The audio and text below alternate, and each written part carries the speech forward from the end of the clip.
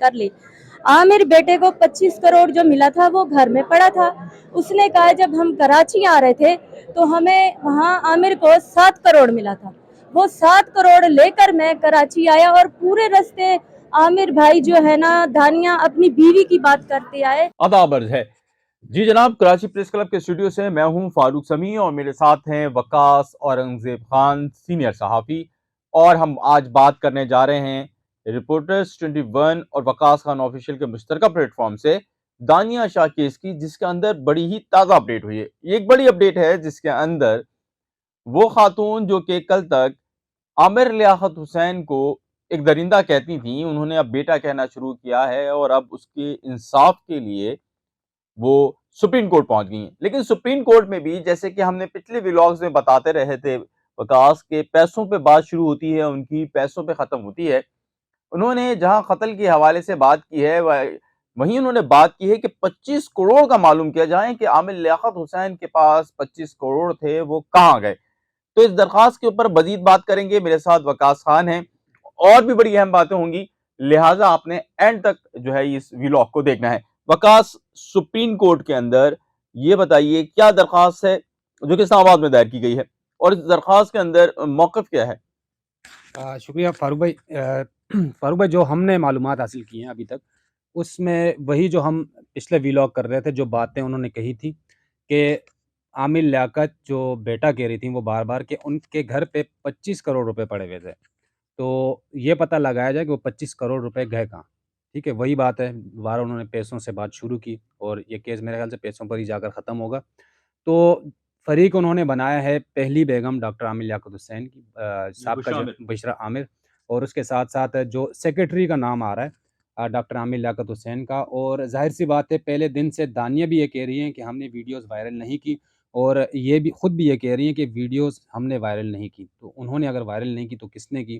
तो वो जो सेक्रेटरी साहब हैं, उस तरफ आहिस्ता-आहिस्ता ये लोग जा रहे हैं, बढ़ रहे हैं। और अब यानी हम जो उनके पिछले व्लॉग्स में भी इस बात का तज़किरा कर चुके हैं कि वो सेक्रेटरी साहब का भी कहीं न कहीं रोल है, जो कि इस वक़्त इत्तलात के मुताबिक शायद जेल में किसी यानी मामले में। फारूक भाई, उनका मौक़िफ़ ये है कि कत्ल किया गया है। अब ज़ाहिर-सी बात है, अगर कुदरती मौत अगर मरें फिर तहकीकात नहीं होती ना उस चीज़ की। लेकिन वो जिस तरफ लेके जा रही हैं केस को, हमारा भी यही ख़्याल है और सबका यही होना चाहिए कि उस तहकीकात होनी चाहिए।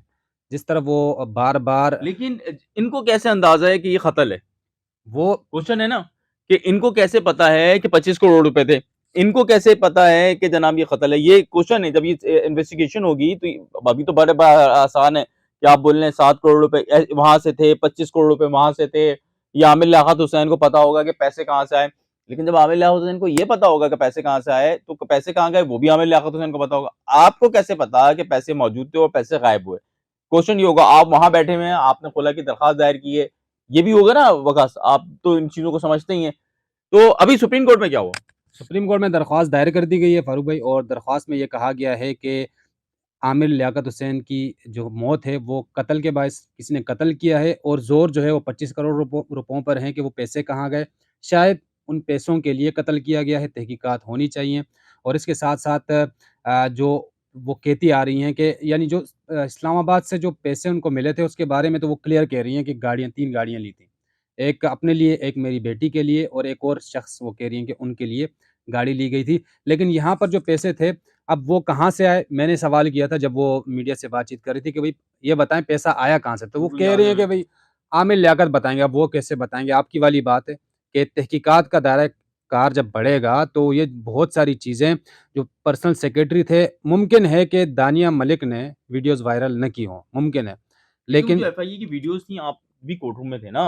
एफआईए ने जो वीडियो चलाई उसमें तो दानिया मलिक कह रही हैं कि यार ये सारी चीजें। दानिया दानिया मलिक कह रही हैं जो वीडियो सबूत के तौर पर अदालत में पेश की, उसमें जो वीडियो दिखाई गई है यासिर शामी की, उसमें वो कह रही हैं कि मैं आइंदा मेरे पास और वीडियोज़ मौजूद हैं, जो कि मैं वायरल करने वाली हूँ। यानी इख्तिलाफ़ात की आप हद देखें ना कि शौहर के साथ इख्तिलाफ़ात हैं और इस नहज पर पहुँच गए हैं कि दानिया मलिक ये कह रही हैं कि मैं मज़ीद वीडियोज़ भी वायरल कर सकती हूँ।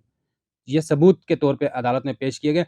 अब सुप्रीम कोर्ट तक मामला बिलाखिर चला गया है, तो उम्मीद करते हैं कि ये तहकीकात का दायरा-कार बढ़े, ताकि इनके शकूक व शुबहात भी ख़त्म हों। और दूसरी तरफ से जो पहली साबका बेगम हैं डॉक्टर आमिर लियाकत, उनका जो मौक़िफ़ है वो भी ठीक है। वो भी जब अदालत में आती हैं और आप अदालत के मनाज़िर फ़ारूक भाई आप भी देखते हैं, हम भी देखते हैं कि जिस वक़्त उनकी औलाद पर जब बात की जाती है, जैसे गुज़िश्ता समाअत पर इनकी वालिदा की जानिब से जो वकील पेश हुए दानिया मलिक की जानिब से, तो वो औलाद तक पहुँच गए, उनकी बेटी तक पहुँच गए कि बेटी के साथ आमिर लियाकत का ताल्लुक कैसा था। तो ये बात करना ही थी कि वो बुशरा आमिर हैं, वो जज़्बाती इस बात पर होगी। ज़ाहिर है औलाद पर आपकी बात आ गई और उन्होंने वहीं पर हाँ, कहा उनका भी मकसद भी यही था कि थ्रेटिंग होती है, ये वकला का आप तो मैं और आप बिल्कुल, तो बिल्कुल। कोर्टों में घूमते हैं ना, ये प्रैक्टिस होती है कि जब मामलात ऐसे हो जाएँ तो ज़रा सा इस तरह कर दो ताकि वो बंदा प्रेशराइज़ होके केस वापस ले लें।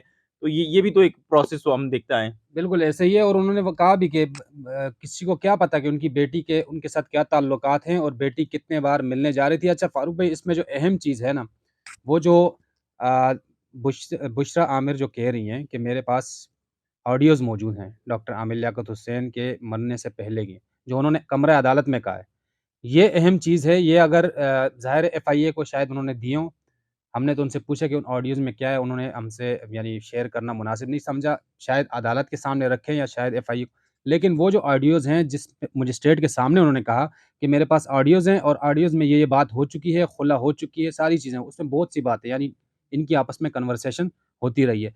तो वो ऑडियोज़ अगर सामने आएँगी तो पता चलेगा कि डॉक्टर आमिर लियाकत हुसैन ने मरने से पहले गाड़ियों के हवाले से क्या कहा, 7 करोड़ के हवाले से क्या कहा, 25 करोड़ के हवाले से क्या कहा, ये तमाम तर चीज़ें सामने आ जाएँगी। लेकिन कहीं न कहीं ये लगता है कि ये जो दानिया मलिक की वालिदा सुप्रीम कोर्ट तक अगर पहुँची हैं ना फ़ारूक भाई, कहीं न कहीं कोई तीसरा रोल इस सारे में यानी मामले में एक तीसरा किरदार कोई है, तभी ये सुप्रीम कोर्ट तक चलेगी वरना अगर ये खुद अगर चोर होतीं और कहीं न कहीं फँस रही होती, तो ये सुप्रीम कोर्ट कभी ना जातीं। तो मतलब ये हुआ इसके पीछे कोई एक किरदार मौजूद है अब भी, जो कि पोशीदा है और सामने लाना तहकीकाती इदारों का काम है। वो जो उनके वकील कह रहे हैं कि ये एक बाकायदा गिरोह है, वो भी हो सकता है और इस हवाले से भी इन्वेस्टिगेशन होनी चाहिए, सिर्फ़ दानिया मलिक ही नहीं, गिरोह हो सकता है।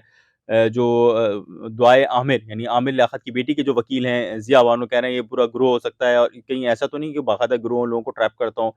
ये भी तो हो ना, जब इन्वेस्टिगेशन होगी तो फिर तो बहुत सी बात होंगी। क्या आपको ऐसा नहीं लगता? फ़ारूक भाई ये तो देखें इस क्योंकि जो गुरु होते हैं वकास वो तो फिर उनके तो सारे प्लान होते हैं ना, वो तो केस को घुमाना-वुमाना जानते हैं, मैं और आप तो कोर्टों में यही देखते हैं। फ़ारूक भाई इस मौत डॉक्टर आमिर लियाकत हुसैन की मौत का ना इसके बहुत से पहलू हो सकते हैं। अगर पुलिस अगर ठीक तरीके से इसकी तफ्तीश करती ना, इसमें बहुत सी चीज़ें सामने आ सकती थी। हम अभी तक देख रहे हैं कि उनकी बेइज़्ज़ती हुई, तज़लील हुई, यानी एक कमरे की भी सिर्फ़ इस एंगल से सब देख रहे हैं।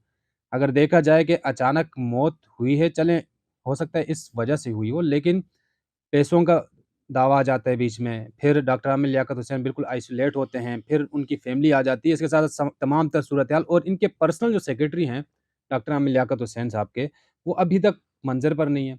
यानी कहा यह जा रहा है कि डॉक्टर आमिर लियाकत हुसैन के जितने भी मामलात थे, वो सेक्रेटरी साहब देखते थे, लेकिन वो अभी तक उनको शामिल तफ्तीश तक नहीं किया गया। हाँ, इतना पता है कि वो जेल में मौजूद हैं, लेकिन किसी और केस में।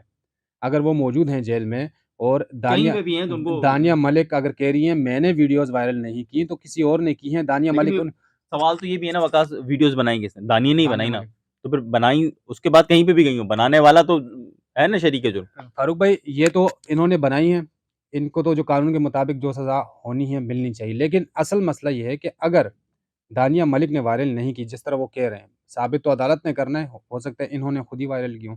लेकिन अगर इन्होंने नहीं की तो तीसरा जो शख्स अगर इस सारे किस्से में मौजूद है, उस तक पहुँचना बहुत ज़रूरी है। वो पैसों का भी बताएगा कि वो रकम कहाँ गई, गाड़ियों का भी पता चले कि गाड़ियाँ डॉक्टर आमिर लियाकत के पास थी कितनी, कहाँ चली गई हैं। सुप्रीम कोर्ट तक मामला पहुँच चुका है और उम्मीद करते हैं कि सुप्रीम कोर्ट जो है वो इस हवाले से यानी पोस्टमार्टम तो उस हवाले से आप ही रोशनी डाल सकते हैं कि अब पोस्टमार्टम की क्या अहमियत रहेगी अगर इजाज़त दी भी जाती है।